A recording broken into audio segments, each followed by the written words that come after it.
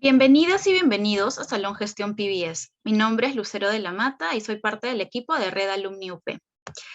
El tema de hoy es gobernabilidad democrática en tiempos de crisis. ¿Cómo salimos de esto? Y está a cargo de Alexandra Ames, jefa del Observatorio de Políticas Públicas de la Escuela de Gestión Pública de la Universidad del Pacífico, y actualmente está llevando una segunda maestría en London School of Economics. Ex secretaria ejecutiva del Social Progress Imperative para el capítulo peruano, experta en planificación, gestión y seguimiento de proyectos, programas y políticas públicas vinculadas a la inclusión social y el desarrollo humano. También ha sido una funcionaria pública de ministerios y gobiernos locales. Es miembro de la comunidad de implementadores de políticas públicas de Harvard Kennedy School y ha sido parte de la Comisión 2050 responsable de construir la visión y una hoja de ruta del Perú para el 2050. Las preguntas serán contestadas por Alexandra al final de la charla, para lo cual podrán dejarlas en el chat o levantar la mano y activar su micro. Les agradecemos a todos por su conexión y bienvenida, Alexandra. Muchas gracias a la Red Alumni por esta invitación a Salón Gestión PBS. Creo que es muy importante que todos los gestores, los empresarios conozcamos un poquito más sobre coyuntura política, sobre análisis del entorno para poder planificar adecuadamente las estrategias que necesitamos para, en tiempos sobre todo de incertidumbre, ¿no? De alta incertidumbre. Bien, yo tengo una presentación para ustedes que está vinculada con precisamente el análisis de coyuntura, pero orientado a buscar salidas a esta crisis. Déjenme compartirla, por favor. Ya me fui hasta la última pregunta. Vamos a hacer un recuento de cómo llegamos a donde estamos, ¿de acuerdo?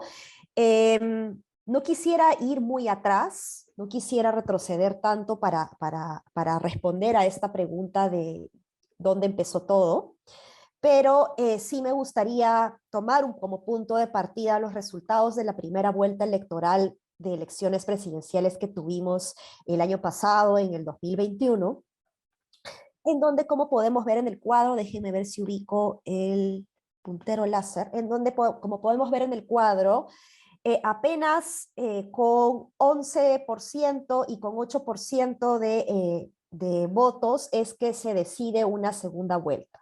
Esto en términos de población electoral, estamos hablando de que solo 3 y 2 millones de votos respectivamente fueron otorgados a estos líderes políticos que pasaron a segunda vuelta.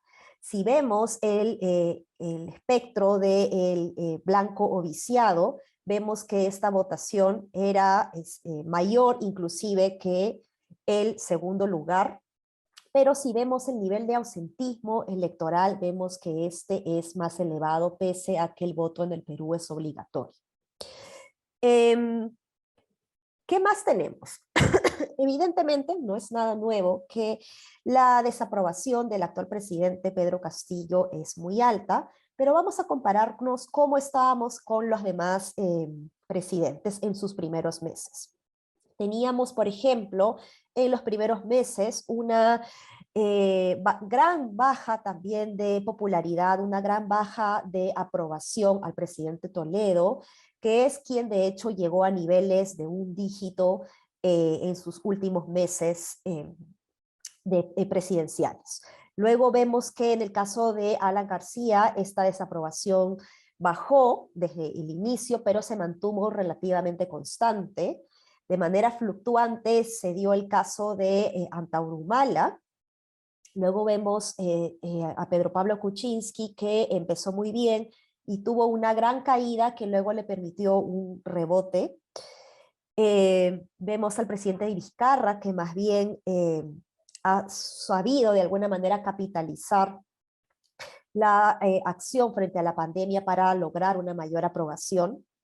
Y finalmente vemos el caso de Pedro Castillo, que se encuentra o se encontraría en todo caso en el último lugar en el promedio de aprobación de los presidentes en sus primeros meses.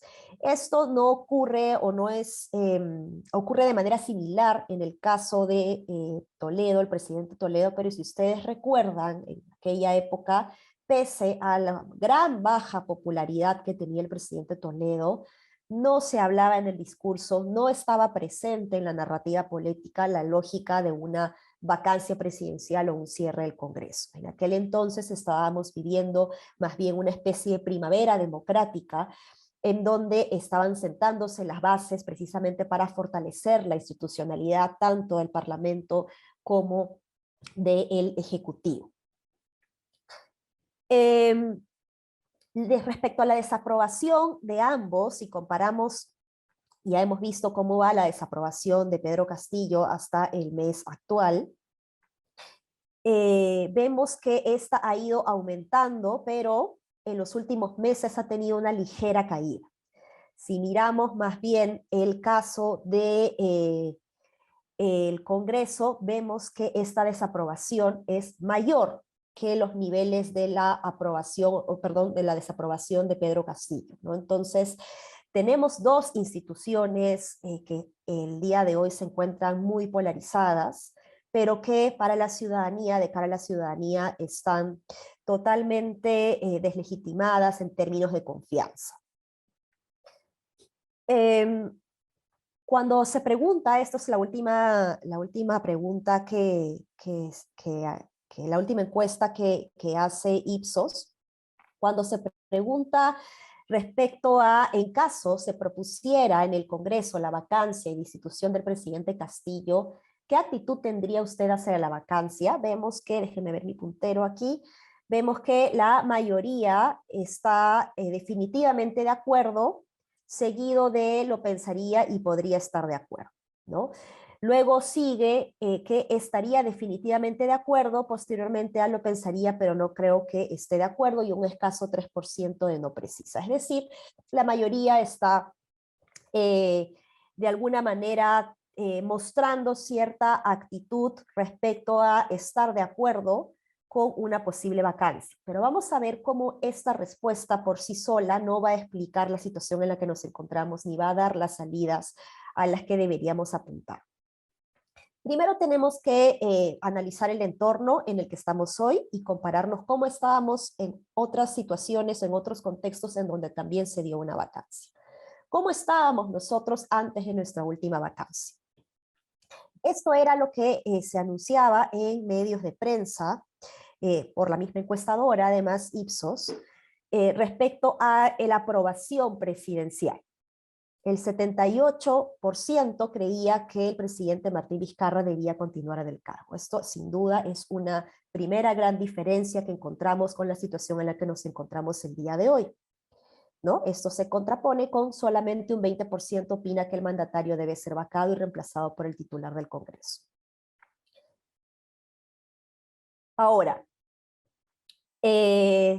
si vemos la aprobación en sí, más allá del apoyo al cargo presidencial, o mejor dicho, la oposición a una vacancia, si nos concentramos en la aprobación al presidente Vizcarra, vemos que una mayoría también mostraba una gran aprobación al presidente, pero la desaprobación no era una desaprobación muy pequeña. 41% de desaprobación no es un buen número para una gestión presidencial.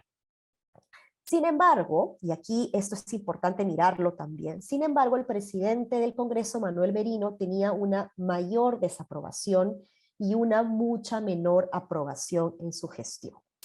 Entonces, el tablero de respecto a si convenía o no convenía una vacancia debió analizarse también en función a la desaprobación que se podía tener o los niveles de desaprobación que se podía tener tanto en el Congreso como los niveles de aprobación que se podía tener con el presidente Martín Vizcarra. Hoy la historia es distinta porque hay un nivel de aprobación mayor frente a la vacancia y una desaprobación muy alta frente a la gestión de Pedro Castillo.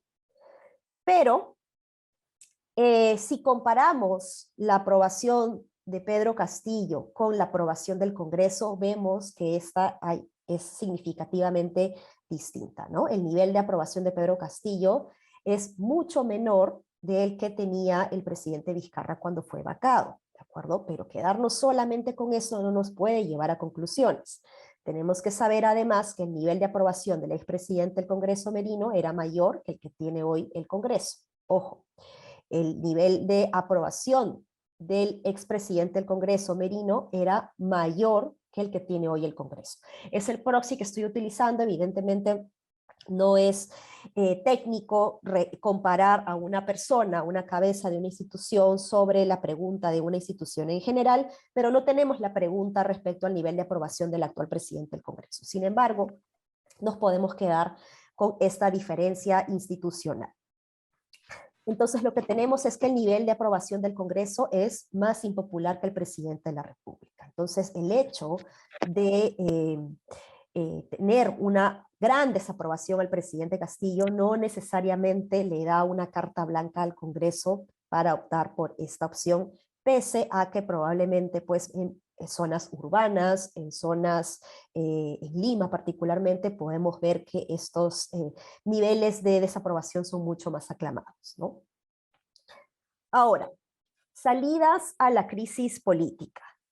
Salidas que se han explorado, ¿no? Evidentemente tenemos la posibilidad, por un lado, de que se adelanten las elecciones presidenciales y parlamentarias. Tenemos como otra salida que el presidente Castillo y el actual Congreso continúe hasta el 2026. Posteriormente tenemos la posibilidad de que se adelanten solo las elecciones presidenciales, mientras que el actual Congreso continúe hasta el 2026, pero luego salta a la conversación otra opción vinculada a quien reemplazaría a Pedro Castillo, y se sugiere que sea la presidenta Dina Boluarte la que reemplace a Pedro Castillo en la presidencia y que continúe ella junto al 2026. Hay otras opciones vinculadas a que ella también debería dejar el cargo y que debería asumir pues el presidente del Congreso como presidente, ¿no? Sin embargo, en la última encuesta de Ipsos se ha hecho precisamente una pregunta respecto a las salidas que sugeriría la gente, y lo que tenemos es esto, que la mayoría de ciudadanos encuestados optan o prefieren que se adelanten las elecciones tanto presidenciales como parlamentarias. Si vemos que, si pasamos a la siguiente pregunta respecto a la vacancia presidencial, vemos que la diferencia es significativa, ¿no?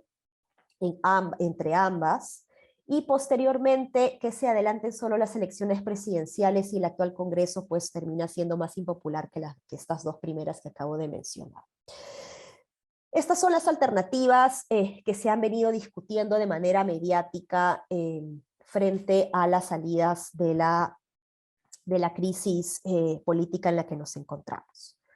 Pero cuando se pregunta, y esto es algo muy importante que tenemos que tener en consideración, porque las preguntas que se hacen en las encuestas, evidentemente ante un tema como este, en una situación de crisis institucional, de crisis política, en donde nos encontramos muy polarizados, las emociones afloran mucho más.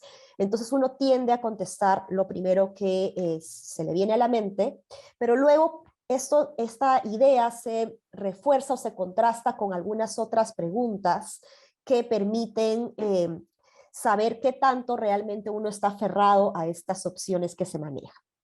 Y cuando se pregunta respecto a las salidas a la crisis, ¿qué actitud debe tener el Congreso? Hay dos opciones interesantes que se plantean aquí. Por un lado, buscar entenderse con el Ejecutivo, ¿no? Buscar entenderse con el gobierno para lograr un acuerdo hasta el 2026, y por otro lado, seguir buscando destituir al presidente Castillo. Lo que vemos es que a nivel país, un 56% opta por buscar entenderse con el gobierno para lograr un acuerdo hasta el 2026. En Lima esto baja un 45%, pero estamos hablando igual casi la mitad de la ciudad, ¿no? Versus un 62% que apoya esta solución de cambiar de actitud del Congreso y buscar un entendimiento con el Ejecutivo para encaminar de alguna manera el rumbo de las políticas públicas del país. Si vemos la siguiente opción, seguir buscando destituir al presidente Castillo, vemos que esta es menor, esta es mucho menor en ámbito nacional. No sucede lo mismo en el caso de Lima, pero vemos que en el caso del interior pues hay una gran diferencia. ¿Y esto por qué sucede? ¿Qué es lo que pasa en, en un país como el nuestro tan heterogéneo, que nos explica que existen diversidad de opiniones frente a lo que podemos tener en Lima y frente a lo que podemos tener al interior del país? Sucede que las políticas públicas finalmente importan mucho a los ciudadanos que más necesitan del Estado. Y esta constante crisis en la que nos encontramos, a la cual yo la llamo un equilibrio tóxico, no es un equilibrio que nos permita aflorar o implementar, ejecutar adecuadamente las políticas públicas, sino por el contrario, es un clima que paraliza la implementación de soluciones públicas, de la entrega de servicios públicos a los ciudadanos. Quienes se perjudican más de una situación como esta son precisamente las personas que se encuentran en una situación de vulnerabilidad social, en una situación en la que más necesitan del Estado para poder salir adelante frente a la crisis. Entonces, la crisis en sí que puede sonarnos, la crisis política, la crisis institucional, que puede sonarnos un tema bastante ambiguo, en realidad los ciudadanos lo entendemos desde el punto de vista de paralización de las políticas públicas. Y quien siente más esto son precisamente las personas, como digo, más vulnerables. Si vemos, por ejemplo, aquí vemos en la sección no precisa, si pasamos a la mirada de la democracia como forma de gobierno,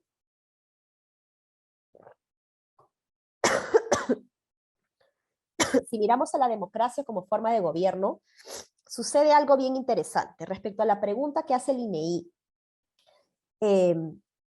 vinculado a si la democracia les parece importante, ¿de acuerdo?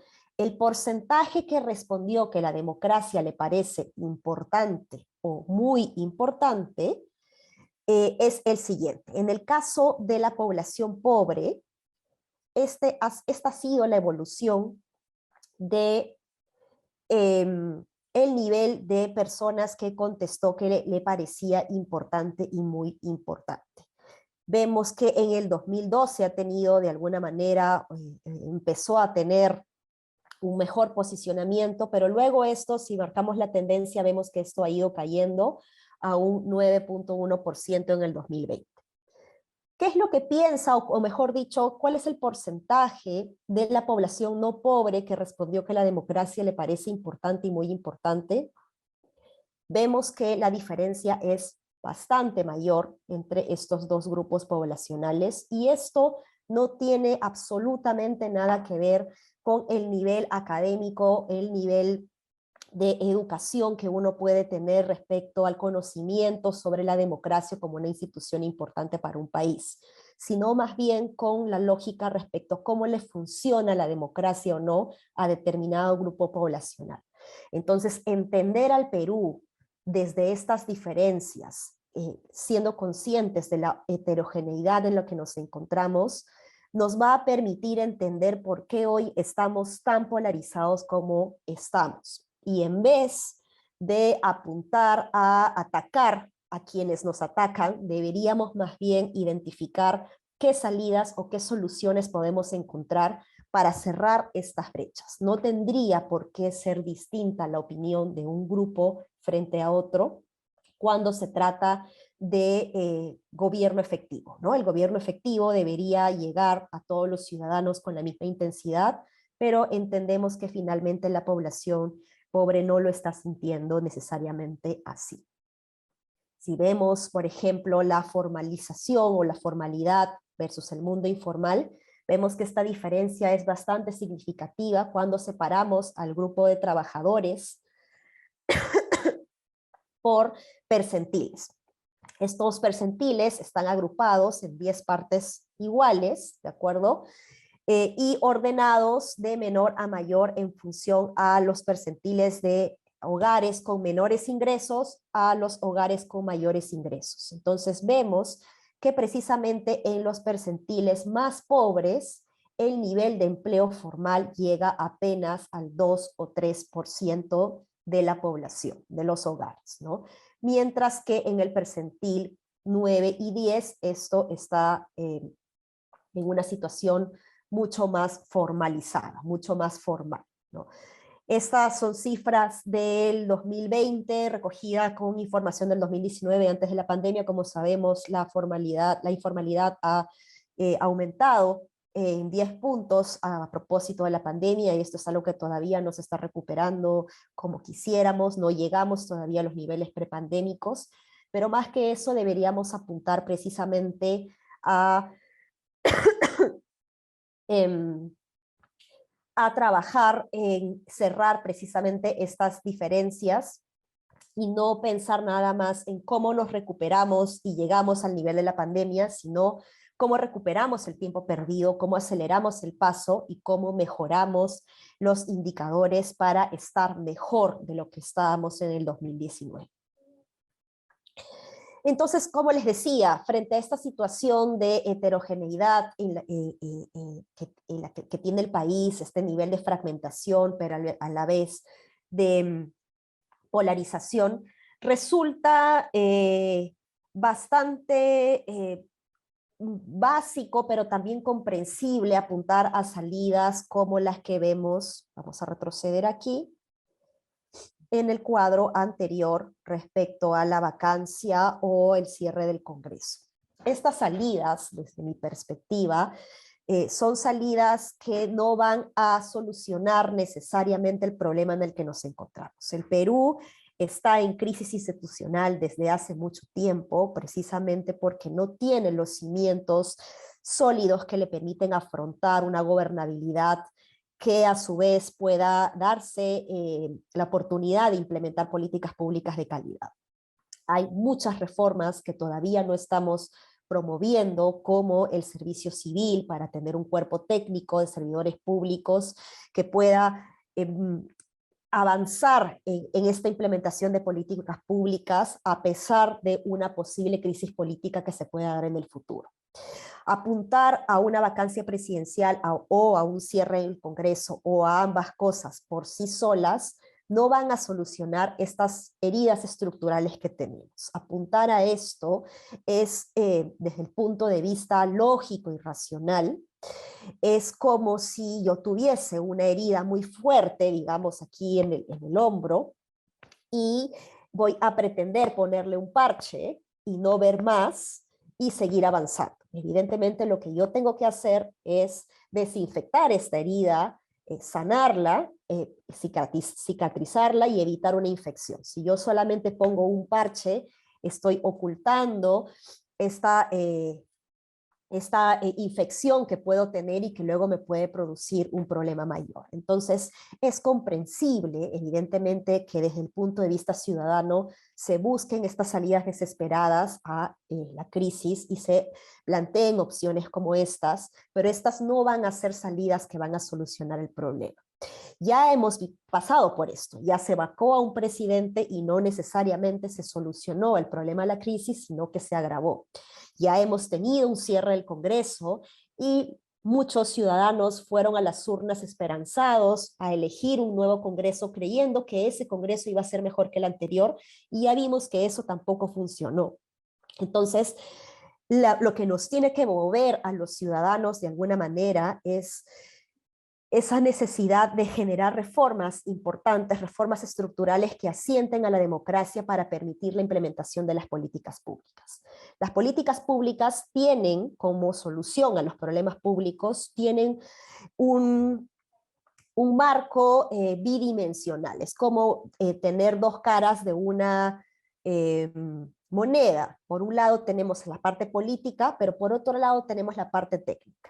Siempre vamos a necesitar de la parte política porque es la esfera de la toma de decisiones. Todas las decisiones en términos públicos son políticas, pero las soluciones tienen que ser técnicas. Estas soluciones tienen que empezar a debatirse de manera desapasionada, con evidencia, con información, para analizar qué cosa es lo que le conviene al Perú y no necesariamente al partido político o a la ideología del partido político del gobierno de turno o del grupo parlamentario en donde se discute dicha política. Entonces, desde la mirada de la ciencia política, plantear soluciones como la vacancia o el cierre del Congreso terminan siendo soluciones simplistas, comprensibles evidentemente frente a la desesperación ciudadana que puede existir, pero es importante que respiremos profundamente y que pensemos estratégicamente. No podemos pensar en soluciones estratégicas si es que nos apasionamos y si es que nos desesperamos. Necesitamos, sin lugar a dudas, paños fríos para pensar de alguna manera en aquellas reformas que más necesitamos. Cuando el debate se torna un campo de batalla en donde los ataques son personales, no hay por ninguna forma un campo para que emerjan soluciones que realmente le van a servir al país. Cuando el debate se centra en las ideas y en las reformas que necesita el país, empezamos a debatir en un nivel mucho más alturado, elevamos la calidad del debate y empezamos a encontrar posibles soluciones o posibles salidas a la crisis. Si encaminamos esto frente a reformas como la reforma del servicio civil o como la reforma de la modernización del Estado, podemos hacer que el aparato público empiece a caminar y que esto de alguna manera empiece a implementar políticas públicas más efectivas y a su vez esto se traduzca en la mejora de la confianza que puede tener la ciudadanía hacia las instituciones. Esta mejora de la confianza en las instituciones lo que va a hacer es cambiar este círculo vicioso o este bucle tóxico en el que nos encontramos y va a cambiar este sentido para más bien alimentarlo de buenas decisiones que empiezan a funcionar para el país, que devuelven la confianza a la sociedad y que a su vez produce mejores políticos y que terminan pues implementando mejores políticas públicas a su vez. Esto sin lugar a dudas no va a funcionar si es que no pensamos en promover una mayor actuación política de parte de la ciudadanía. Los ciudadanos de alguna manera tenemos que estar más involucrados en los espacios de toma de decisión, más allá de lo que sucede en las urnas. Se cree de manera muy simplista también que un país democrático es aquel en donde funcionan las elecciones cada 5 años. Ese es un indicador de lo que se define a la democracia, pero no necesariamente es el único. Hay muchos más que tienen que ver básicamente con esta cultura democrática, con los valores cívicos y ciudadanos que podemos tener y el respeto a la esfera pública para que se cree precisamente este sistema que permita promover mejores decisiones en las políticas públicas. Mientras el debate se siga siendo un campo de batalla entre personajes que se entienden o se identifican como adversarios, como enemigos, no vamos a llegar definitivamente a ningún puerto y vamos a seguir eternamente vacándonos o cerrando el Congreso de manera permanente, mientras que las políticas públicas, las políticas económicas, pues continúan en ascuas, suspendidas, perjudicándose finalmente pues la mayor población del país, que es la que necesita más del Estado. Perfecto, muchas gracias Alexandra por compartir con todos nosotros tus perspectivas y recomendaciones sobre este tema y también por ser la expositora de esta alianza académica con el diario Gestión. Gracias también a todos ustedes por acompañarnos y conectarse al evento de hoy y los esperamos en la próxima charla de Salón Gestión. Estaremos enviando la comunicación por los canales usuales. Muchísimas gracias. Gracias.